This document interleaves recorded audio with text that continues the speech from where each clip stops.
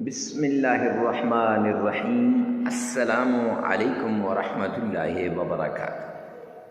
معزز سامعین کرام، آج جو ہم آپ کے سامنے حاضر ہوئے ہیں، یہ مشکلات کو دور کرنے کا عمل لے کر حاضر ہوئے ہیں۔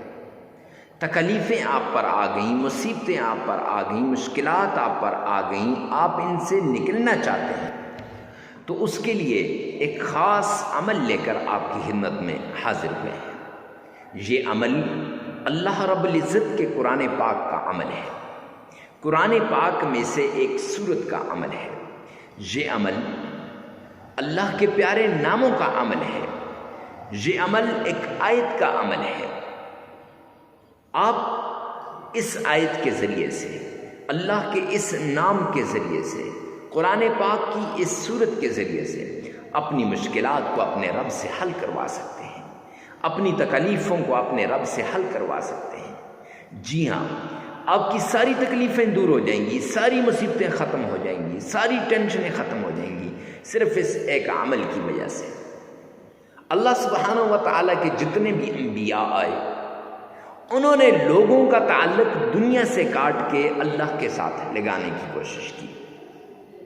1,24,000 کم و بیش انبیاء نے، سب نے لوگوں کی مشکلات میں کمی کرنے کی کوششیں کی، لوگوں کی تکالیفوں کو دور کرنے کی کوشش کی۔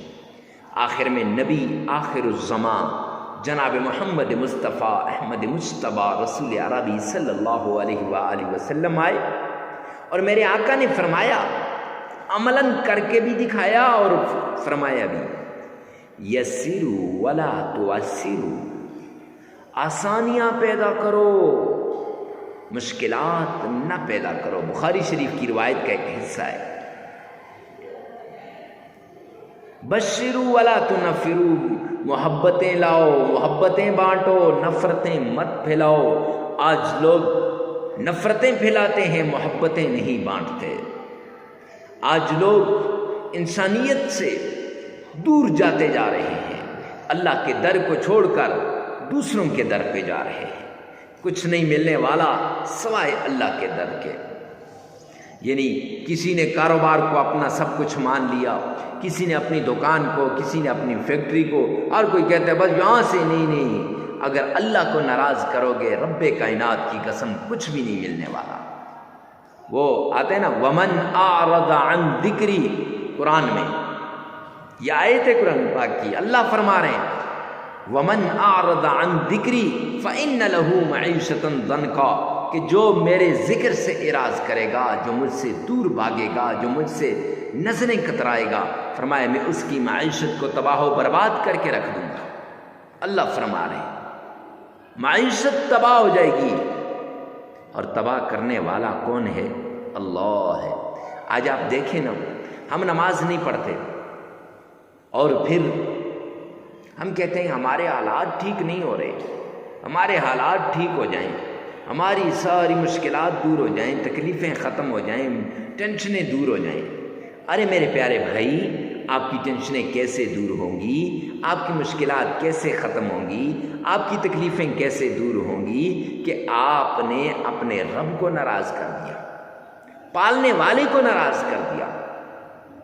اس لیے یہ اصول ہے انبیاء، حضرات انبیاء کرام کا بھی، صحابہ کرام کا بھی، بزرگان دین کا بھی، کہ وہ 5 وقت کی نماز پڑھتے تھے، فرض بھی ہے، اور وہ ان نمازوں کو کبھی نہیں چھوڑتے تھے۔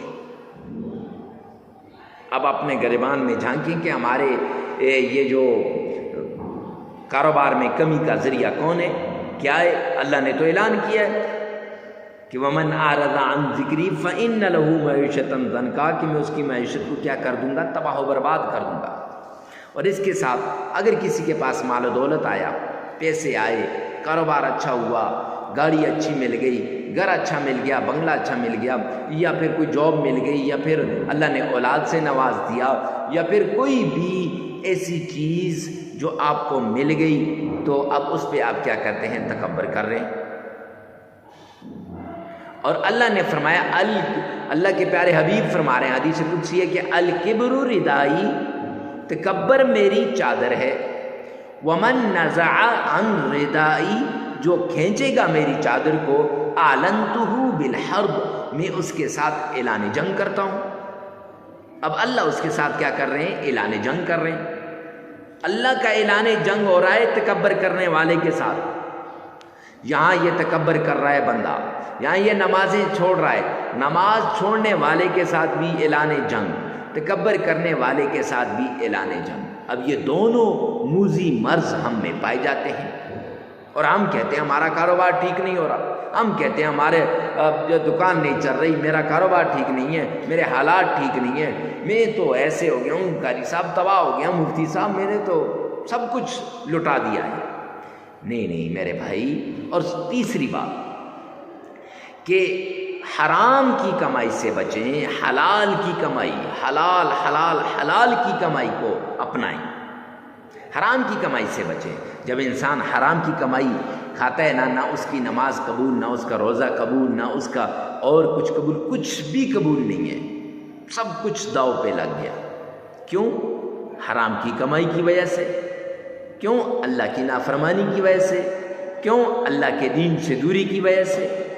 تو اگر آپ چاہتے ہیں کہ آپ کی تکلیفیں دور ہوں، آپ کی مصیبتیں ختم ہوں، تو وہ طریقہ اپناؤ، وہ رستہ اختیار کرو جو حضرات صحابہ کرام نے اختیار کیا، وہ رستہ اختیار کرو جو حضرات انبیاء کرام نے اختیار کیا۔ معزز سامعین کرام، تب جا کے ان وظائف کا آپ کو فائدہ ملے گا، ان قرآنی صورتوں کو جو ہے پڑھنے کا فائدہ ملے گا، آیات کی تلاوت کرنے کا فائدہ ملے گا، اللہ کے ناموں کا ورد کرنے کا فائدہ ملے گا۔ اکثر لوگ آتے ہیں میرے پاس، کہتے ہیں حضرت وظائف اثر نہیں کرتے، فلاں مفتی صاحب نے وظیفہ بتایا لیکن اثر نہیں کیا۔ اور میرے بھائی، مفتی صاحب کا کوئی قصور نہیں ہے، فلاں پیر صاحب نے بتایا، پیر صاحب کا کوئی قصور نہیں ہے، قصور میرا ہے، ہمارا ہے، ادھر نہیں دیکھتے۔ حالانکہ حدیث پاک میں آتا ہے الکیس من دان نفسہ، عقل مند وہ ہے جو یہاں دیکھتا ہے، وعمل لما بعد الموت، اور وہ اعمال کرتا ہے جو مرنے کے بعد کام آتے ہیں۔ ہم ان عارضی کاموں کی وجہ سے ہم اپنی آخرت کو ہم بلا دیتے ہیں، اپنے رب کو ہم بلا دیتے ہیں، اور اپنی آخرت کی فکر نہیں کرتے۔ جب آخرت کی فکر نہیں کرتے، رب کائنات کی قسم ہماری آخرت تباہ و برباد ہو جاتی ہے، آخرت تو کیا دنیا بھی تباہ ہو جاتی ہے۔ جب ہم رب کے بنیں گے، رب ہمارا بنے گا، پھر معاملات ٹھیک ہو جائیں گے۔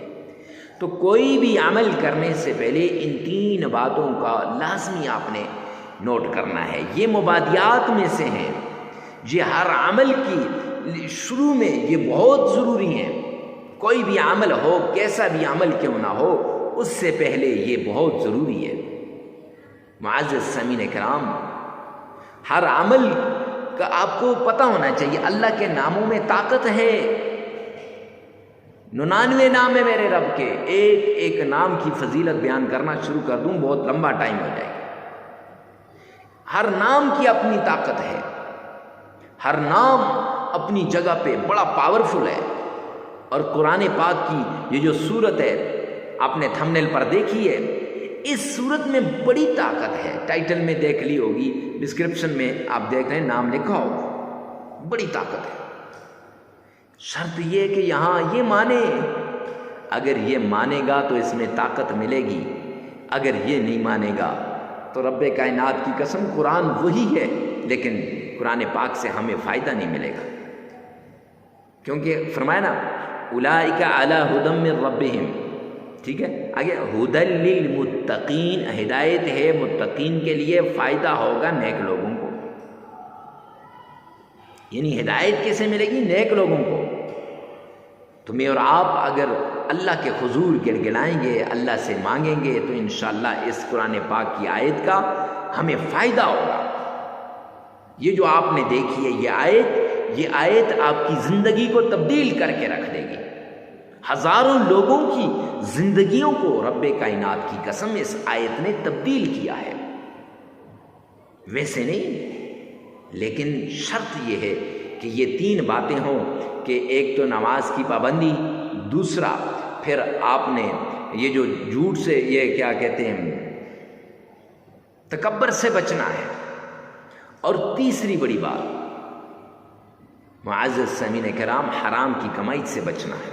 یہ شرائطیں، ہر عمل سے پہلے یہ شرط ہے۔ اور چوتھا، بڑے اخلاص کے ساتھ، بڑی توجہ کے ساتھ، بھرپور طریقے کے ساتھ آپ نے اس عمل کو کرنا ہے۔ اکیلے میں جا کر، تنہائیوں میں جا کر، یکسو ہو کر آپ یہ عمل کر لیں، انشاءاللہ یہ عمل آپ کی مشکلات کو دور کر دے گا، یہ عمل آپ کی تکلیفوں کو دور کر دے گا۔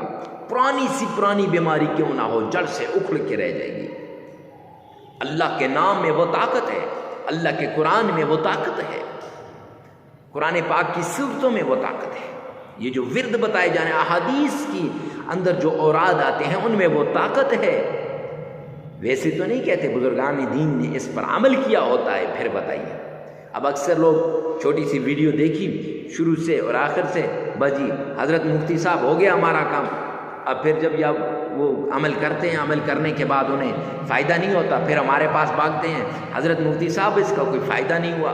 اور میرے بھائی، میرے چاند، میرے لاڈلے، فائدہ کیسے ہوگا؟ فائدہ تب ہوگا جب آپ یہ عمل کریں گے، فائدہ تب ہوگا جب آپ اس طریقے سے اس کو کریں گے، فائدہ تب ہوگا جب آپ ان شرائط پہ عمل کریں گے۔ آپ شرائط پہ عمل کرتے نہیں، آپ شرائط کو پس پشت ڈال دیتے ہیں اور پھر کہتے ہیں کہ فائدہ نہیں ہوا۔ اس لیے کوئی بھی عمل ہے، کتنا بھی کیسا بھی عمل ہے، اللہ کے نام کا عمل ہو، قرآن کی سورت کا عمل ہو، قرآن کی آیت کا عمل ہو، اس عمل کو کرنے سے پہلے آپ نے ان شرائط کو لازمی کرنا ہے۔ اور اس عمل سے پہلے تو بہت ضروری ہے، جس عمل کے لیے آپ نے کلک کر کے اس ویڈیو پہ آئے ہیں، اس عمل کے لیے یہ شرائط بہت ضروری ہے۔ معزز سامعین کرام، اپنے گریبان میں جان کر اپنے عملیات کو ٹھیک کریں، انشاءاللہ اللہ اس کا ہمیں فائدہ دے گا۔ وہ اتنا فائدہ ہوگا کہ آپ سوچ بھی نہیں سکتے۔ اللہ کے غیبی خزانوں سے آپ کو ملے گا، اللہ کے رحمت کے دروازے کھل جائیں گے، اللہ سبحانہ و تعالیٰ کے رحمت کے جتنے بھی دروازے ہیں سب آپ کی طرف متوجہ ہو جائیں گے۔ اور سب سے بڑی بات، آخری شرط، تنہائی میں، اکیلے میں، یکسو ہو کر آپ نے یہ عمل کرنا ہے۔ تنہائیوں میں چلے جانا ہے، وقت کی کوئی قید نہیں ہے، جگہ کی بھی قید نہیں ہے کہ فلاں جگہ بیٹھ جاؤ، فلاں جگہ بیٹھ جاؤ، مسجد میں بیٹھ جاؤ، آستانے میں بیٹھ جاؤ، خانقاہ میں بیٹھ جاؤ، نہیں نہیں نہیں۔ آپ کا جہاں جی چاہتا ہے وہاں بیٹھ کر تنہائی کے اندر آپ نے اس عمل کو کرنا ہے، کیونکہ جتنا اپنے رب کی طرف آپ متوجہ ہوں گے نا، رب کائنات کی قسم، اتنا فائدہ ہوگا، اتنا آپ کا رب آپ کو عطا کرے گا۔ تو آئیے چلتے ہیں عمل کی طرف۔ سب سے پہلے آپ نے آمنہ کے لال عبداللہ کے در یتیم جناب نبی کریم صلی اللہ علیہ وآلہ وسلم کی شان میں عقیدت کے ساتھ، پیار کے ساتھ، محبت کے ساتھ درود پاک پڑھنا ہے۔ تو معزز سامعین کرام، درود پاک آپ نے 3 مرتبہ پڑھنا ہے۔ آئیے میرے ساتھ مل کے پڑھیے گا۔ اللہم صلی علی محمد وعلى آل محمد كما صليت على إبراهيم وعلى آل إبراهيم إنك حميد مجيد اللهم بارك على محمد وعلى آل محمد كما باركت على إبراهيم وعلى آل إبراهيم إنك حميد مجيد۔ یہ درود پاک آپ نے اتنی ہی محبت سے، عشق سے، پیار سے 3 مرتبہ پڑھ لینا ہے۔ معزز سامعین کرام، جو شخص اس درود پاک کو 3 مرتبہ پڑھ لے گا، درود ابراہیمی کو، اللہ کی ذمہ داری میں آ جائے گا اور جو شخص اللہ کی ذمہ داری میں آ جاتا ہے، رب کائنات کی قسم، اس کی دنیا بھی بن جاتی ہے، آخرت بھی بن جاتی ہے۔ لہٰذا درود پاک کو 3 مرتبہ پڑھنے کے بعد شوق سے ذوق سے، ہاں فرمانے عالی شان یاد آ گیا ہے سرور کونین کا، میرے آقا نے فرمایا دنیا کے کسی کونے پر بھی مجھ پر درود پاک پڑھو گے وہ مجھ تک پہنچایا جاتا ہے۔ تو جب آقا پر یہ درود پاک پہنچایا جائے تو اس میں اتنی تڑپ ہو، اتنی عقیدت ہو کہ میرے آقا خوش ہو جائیں۔ تو معزز سامعین کرام، خیر 3 مرتبہ درود پاک پڑھنے کے بعد آپ نے پڑھنا ہے استغفر اللہ ربی من کل ذنب واتوب الیہ، یہ آپ نے 313 مرتبہ پڑھنی ہے۔ اگر یہ آپ کو نہیں آتی پورا تو پھر آپ پڑھیں استغفر اللہ،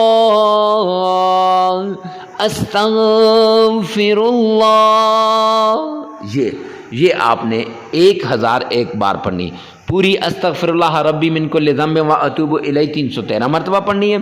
اگر وہ نہیں آتی تو پھر آپ استغفر اللہ 1001 بار پڑھیں گے۔ اور معزز سامعین کرام، پھر اس کے بعد آپ نے اللہ کی لاڈلی تسبیح سرور کونین تاجدار مدینہ کے فرمان عالی شان کے مطابق جو تسبیح اللہ کی لاڈلی تسبیح ہے وہ آپ نے پڑھنی ہے۔ وہ کون سی ہے؟ آئیے میں آپ کو بتا دیتا ہوں۔ سبحان اللہ و بحمدہ سبحان اللہ العظیم، یہ 313 مرتبہ پڑھنی ہے۔ 313 مرتبہ یہ تسبیح پڑھنی ہے اور پھر 3 مرتبہ درود پاک پڑھنا ہے۔ معزز سامعین کرام، عمل مکمل ہو جائے گا۔ یہ تسبیح 313 مرتبہ پڑھنی ہے، پھر 3 مرتبہ درود پاک پڑھ کے عمل مکمل کر دیں۔ اور یہ عمل آپ 7 دن بھی کر سکتے ہیں، 3 دن بھی کر سکتے ہیں، 5 دن بھی کر سکتے ہیں، اپنی ضرورت کے مطابق آپ نے یہ عمل کرنا ہے۔ ویڈیو کو ثواب کی نیت سے صدقہ جاریہ سمجھ کر آگے شیئر کرنا مت بھولیے گا۔ اللہ میرا اور آپ کا حامی و ناصر ہو۔ والسلام۔